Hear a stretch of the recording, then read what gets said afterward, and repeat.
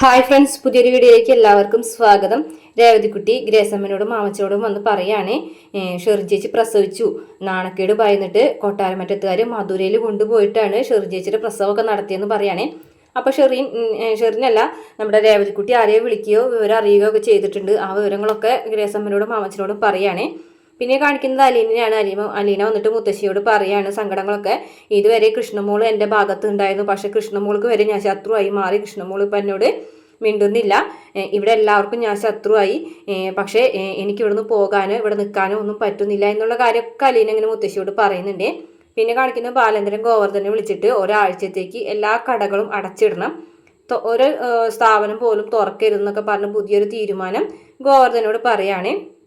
പിന്നെ മുത്തശ്ശിനോട് കുറച്ച് കാര്യങ്ങളൊക്കെ നമ്മളെ അലീനെ ചോദിക്കുകയാണ്. മുത്തശ്ശിക്കും ചില കാര്യങ്ങളൊക്കെ അറിയാം, ചില ഉള്ളുകളികളൊക്കെ എനിക്കും അറിയാം എന്നൊക്കെ പറയുകയാണ്.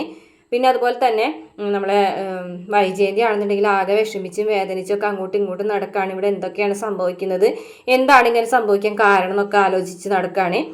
അലീനയാണെന്നുണ്ടെങ്കിൽ ഇതിൽ കിടന്ന് നട്ടം തിരിയാണ് കേട്ടോ. അപ്പോൾ അലീന മുത്തശ്ശിയോട് പറയുന്നുണ്ട്, എനിക്ക് ചില രഹസ്യങ്ങളൊക്കെ അറിയാം, അതുപോലെ മുത്തശ്ശിക്കും അറിയാം ചില രഹസ്യങ്ങൾ. എന്തുകൊണ്ടാണ് ബാലേന്ദ്ര സാർ ഇങ്ങനെയൊക്കെ പെരുമാറുന്നതെന്നുള്ള കാര്യമൊക്കെ മുത്തശ്ശിക്കും ഏറെക്കുറെ അറിയാമെന്നൊക്കെ പറയുന്നുണ്ട്. പിന്നെ വൈജയന്തി ഇങ്ങനെ വിഷമിച്ചിരിക്കുന്നതുമായിട്ട് കാണിക്കുന്നുണ്ട്. ഇത്രയാണ് പ്രമോൾ കാണിച്ചിട്ടുള്ള വീഡിയോ. ഇഷ്ടപ്പെട്ട ചാനൽ സബ്സ്ക്രൈബ് ചെയ്ത് സപ്പോർട്ട് ചെയ്യണേ.